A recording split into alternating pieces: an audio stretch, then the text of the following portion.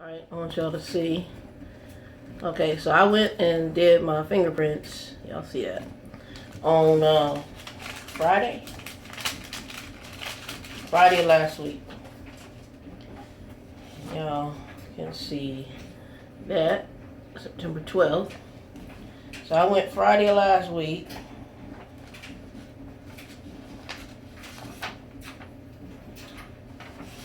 And I'm going to show y'all this. So, you don't have to read it, but basically, I take this wonderful, happy little letter, which I guess I don't need because they tell them. But if y'all see, according to this letter, serves as determination that you meet the eligibility. Meet the eligibility. So, getting the hazmat put back on. Now, I'm going to pop in here for a minute. Oh, I put it in with the junk mail. I shouldn't put it in with junk mail. I'll put it under here with the other mail. When I get my junk mail from there, I dump it in the sink. And I know y'all are like, do you use your sink? I do. In the other bathroom. There's a whole nother bathroom. They're exactly identical. I take showers in this bathroom. And I sometimes brush my teeth in this bathroom. But my bedroom's back there. And there's a bathroom directly across from this. So sometimes I go in there and just wash my hands and stuff. And I really haven't unpacked. Whew, excuse me, and I'm going to bed here in a minute because I've been just butt tired lately, and I think it's the change in weather. I'm losing hair. Anybody got anything for losing hair? Let me know. I'm gonna be trying this. I don't know, some Spanish shampoo. I gotta order it and some other stuff, and I need to get my Rogaine going back on because it's bad. Anyway, I got to make arrangements to go get the endorsement back on. I already passed the test. But I wanted to say this because I watched the video. I think it's a guy named Jason Andrews. He's kind of quirky but funny, brother. And he was, I don't know if he was joking because it was funny to me. But he had gotten a book that gives you all of your listings of your hazardous materials and placards and the rules and regulations that you can go in there and research if you're carrying something. But oftentimes, if you read the actual CDL book that has a whole hazmat section that they're going to test you on, in that booklet, it tells you that the shipper actually is supposed to make sure that you have everything you need when they leave with the hazard, before you leave with the hazardous materials, the placards, all that stuff. So that book is just to make sure that you kind of check the shipper. So, and always I'm going to tell you on trucking what I've learned. CYA. Again, this is what I call, I'm 48, but this is maturity after being in trucking and learning the trucking game. So don't depend on your DM to know your hours, even on electronic logs. Like if you're going to go into Canada like my situation was, know your own crap before they roll you out with a load. Switch into the logs and look at both, because that's I'm not playing that game no more. But, you know, you have to go through stuff to be wise. I learned stuff about even when you're on home time, not answering your damn phone from the trucking company who's trying to talk you into doing them a favor and taking a load. I learned that because I had home time a bunch of days, and then once I took the load, he was supposed to call the customer, never called the customer to arrange a different time, and then they drove me nuts on that load the whole way up. Finally, I just parked the truck, went to sleep. Y'all need to talk to the planner.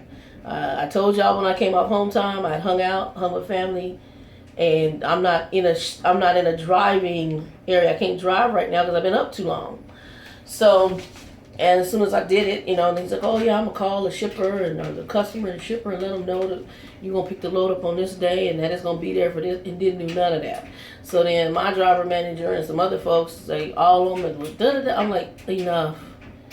Well, you know, you're not, but it's fine. I don't have to ever take a Pepsi load. I told y'all I was on home time. Y'all could have got somebody else, had another truck come out here and get this. I wouldn't even come off home time till the next day.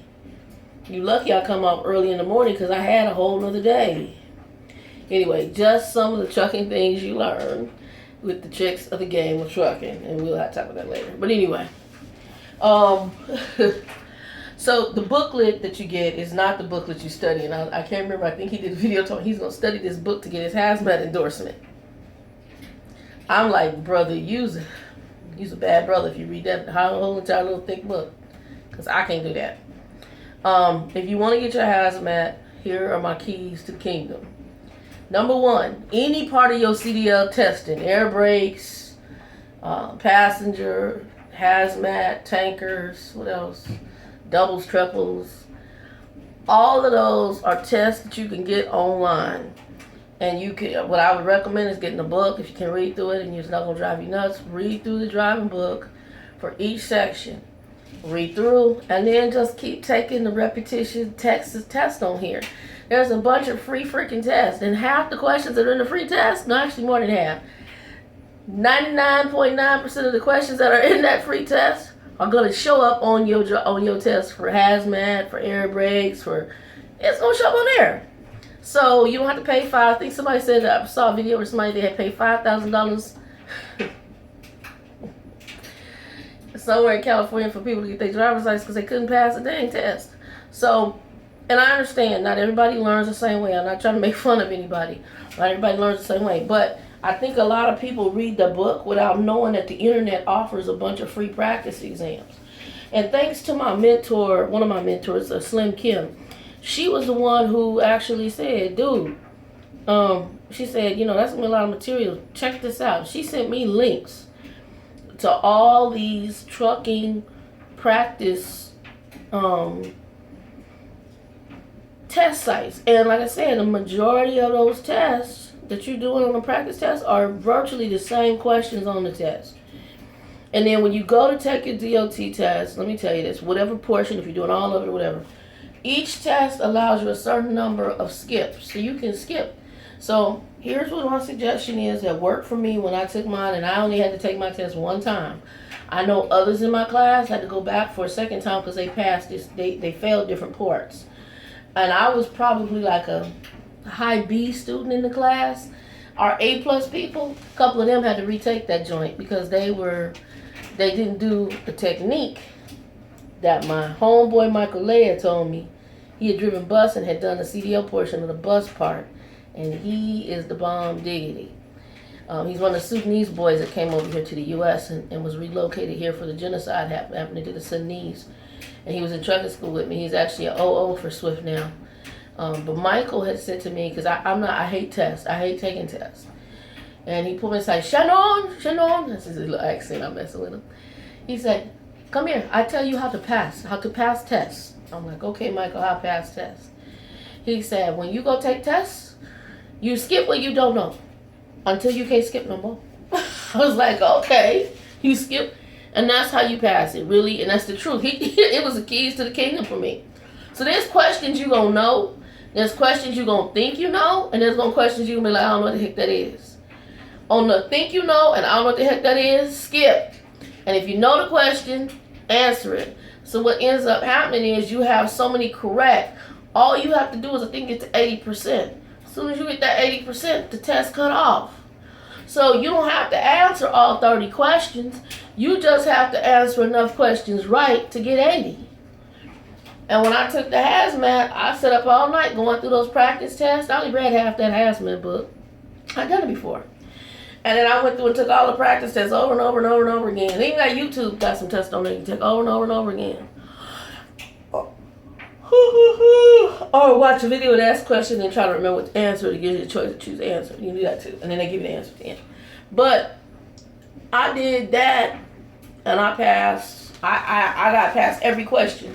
Why? Because I skipped the stuff I wasn't sure of and I skipped the ones I didn't know. So before you know it, I went through all the questions I needed to get 80% and I didn't get one wrong.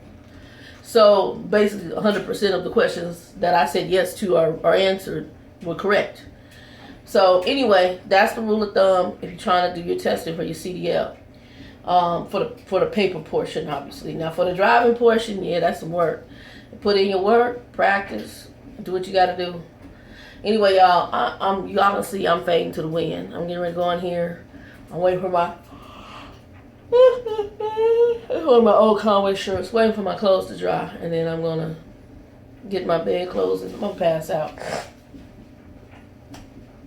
Y'all be blessed. I'll let y'all know when I get the hazmat back on there. I gotta arrange with a friend because I don't have a car, so I gotta arrange with a friend to go up there and drive me out because CDL offices are on opposite ends of the valley. Y'all, and I got red stains on here. I had Jack and the Crack tacos. I think I'm gonna do this raw food diet. There's something on here about raw food diet for truckers, and there's a trucker who lost like he's about the same weight as me, 400 some pounds, and he lost half his body size. And I'm thinking about doing it. I got a friend of mine doing it, but I'm thinking about going totally raw food. Although I like fish. I don't know. I might have to do fish in mine. I don't know if I can do total, but I'm close. I'm going to come close. Anyway,